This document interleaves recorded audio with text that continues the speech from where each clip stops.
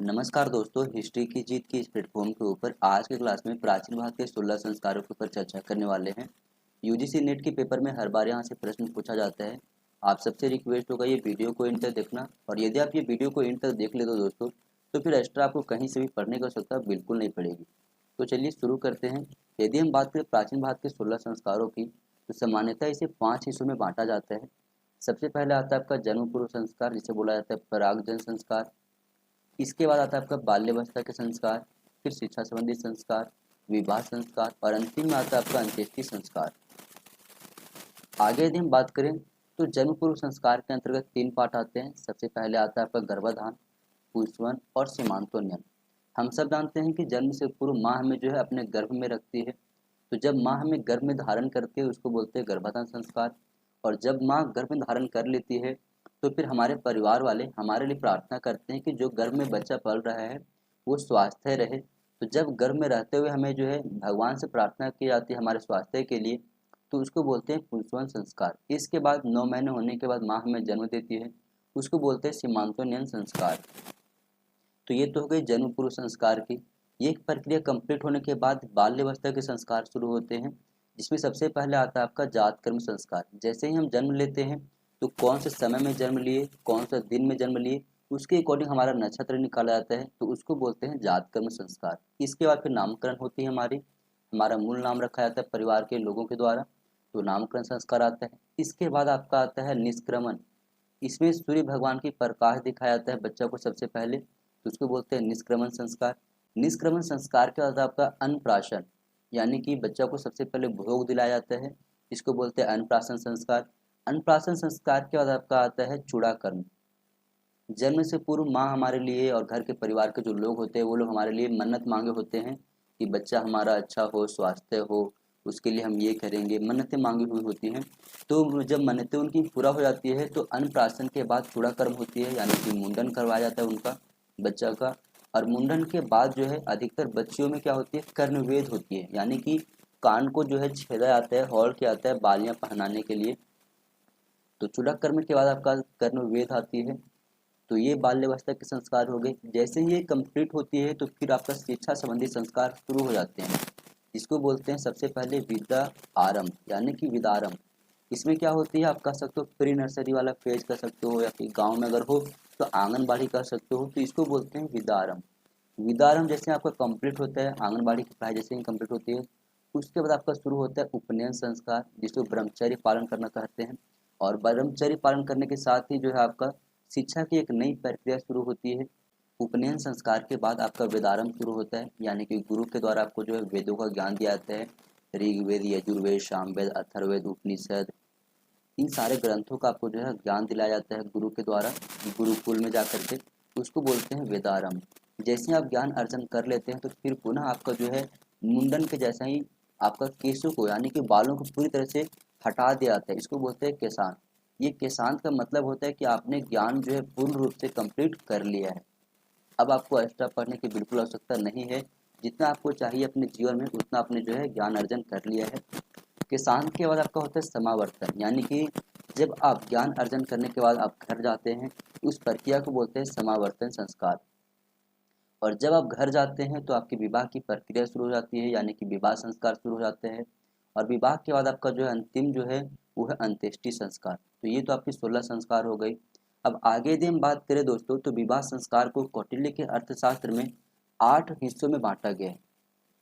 अब कौटिल्य के अर्थशास्त्र में जो 8 हिस्सों में बांटा गया है उसे भी कैटेगरी वाइज बांटा गया है। सबसे पहला कैटेगरी में आता है प्रशस्त विवाह, और दूसरे में आता है आपका अप्रशस्त विवाह। प्रशस्त विवाह में सबसे पहले आता है आपका ब्रह्म विवाह, जिसमें कन्या का जो पिता होते हैं वो वस्त्र आभूषणों से अलंकृत कन्या को वर को दान में देते हैं, जिसको बोलते हैं वैदिक रीति रिवाज के अकॉर्डिंग अपनी विवाह करवाना बच्चियों का या बच्चों का। इसके बाद शुरू होता है दैव विवाह। दैव विवाह में क्या होती है कि यज्ञ में पौरोहित्य करने वाले ऋषियों को उनके सेवा कार्यों के लिए या फिर धार्मिक कार्यों के लिए या फिर कई मूल्यों के लिए जो है अपनी बच्चियों को दान में दिया जाता है, यानी कि मंदिरों में सेवा करने के लिए हो गया, या ऋषि जो पुरोहित हैं उन पुरोहितों को सेवा करने के लिए हो गया, धार्मिक क्रियाकलाप के लिए जब अपनी बच्चियों को दान में देते थे तो उसको बोलते थे दैव विवाह। इसके बाद शुरू होता है आर्ष विवाह। आर्ष विवाह को ऋषि विवाह भी कहते हैं। इसमें वर के द्वारा गाय और बैल जो है कन्या के पिता को दिया जाता था और उसके बाद फिर जो है कन्या जो है वो आपकी पति के पास चले जाते थे, इसको बोलते हैं आर्ष विवाह। इसके बाद शुरू होता है प्रजापत्य विवाह। यहाँ पे पिता के इच्छा अनुसार सब कुछ होता था, जिसे आज हम लोग देखते हैं ना अरेंज मैरिज, उसको बोलते थे प्रजापत्य विवाह। तो ये तो हो गई प्रशस्त विवाह। इसके बाद शुरू होता है अप्रशस्त विवाह। यहाँ सबसे पहले आता है आपका अस्तुर विवाह।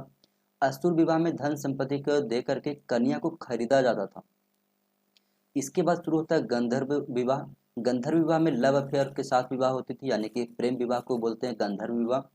इसके बाद होता था राक्षस विवाह।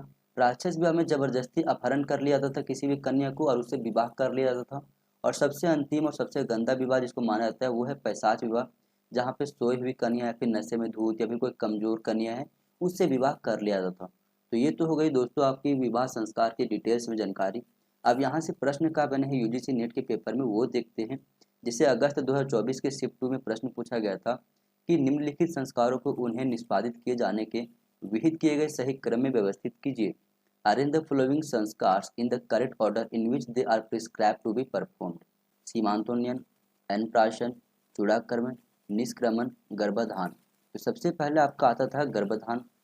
गर्भाधान यानी कि सबसे पहले तो आपका ई आएगा, यदि ई आएगा तो ये तो यहाँ पे खत्म हो जाएगा। इसके बाद आता था आपका पुंसवन और फिर आता था सीमांतोन्नयन। तो सीमांतोन्नयन आपका ए में है, तो ई के बाद अगर ए आएगा तो फिर ये भी कट जाएगा आपका। इसके बाद हम लोग देखे थे बाल्यावस्था के संस्कार, जहाँ पे देखे थे जात क्रम आता है, उसका नामक्रम आता है, उसका फिर आता है निष्क्रमण। तो निष्क्रमण यहाँ पे आपका दिया गया डी में, तो डी यहाँ पे कहाँ पे है, ये कट जाएगा, ये आपका डी में है, तो ये आपका सही हो जाएगा यहाँ पे। इसके बाद हम लोग देखे थे फिर अन्नप्राशन आया था, अन्नप्राशन का फिर चूड़ाकर्म, फिर कर्णवेद आया था।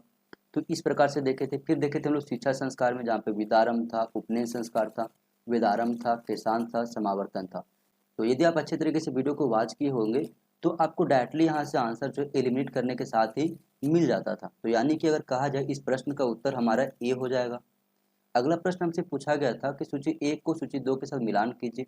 चूड़ाकर्म, पुंसवन, उपनयन संस्कार और जातकर्म संस्कार।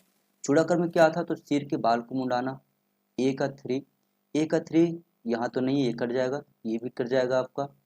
पुंसवन संस्कार क्या था, तो माता के गर्भ में बालक की रक्षा करना था, तो बी का 2, बी का 2 आपका इसी जगह पे केवल है, तो ये आपका सही हो जाएगा यहाँ पे, ये आपका गलत हो जाएगा। इस प्रकार से इजिली आप जो है एलिमिनेट कर सकते हो, यानी कि ऑप्शन नंबर बी इसके लिए सही जवाब हो जाएगा यहाँ पर। अगला प्रश्न है कि ब्रह्मचर्य आश्रम का प्रारंभ किस संस्कार से माना जाता है। Brahmacharya ashram is considered to be the beginning of which ritual. समावर्तन संस्कार, विदारम संस्कार, उपनयन संस्कार या फिर वेदारम संस्कार। तो ब्रह्मचर्य माना जाता है आपका उपनयन संस्कार से, यानी कि ऑप्शन नंबर सी यहाँ पर सही जवाब हो जाएगा।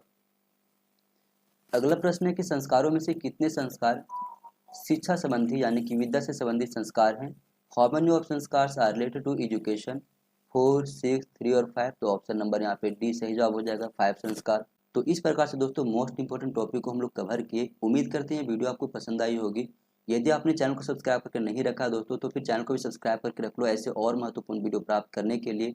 मिलते हैं एक अगले वीडियो में। और हाँ दोस्तों, कमेंट में फीडबैक देना जरूर, क्योंकि कमेंट में आप फीडबैक देते हो तो उससे मुझे मोटिवेशन मिलती है एक अच्छी कंटेंट को आप सभी के बीच डिलीवर करने की। तो थैंक यू दोस्तों।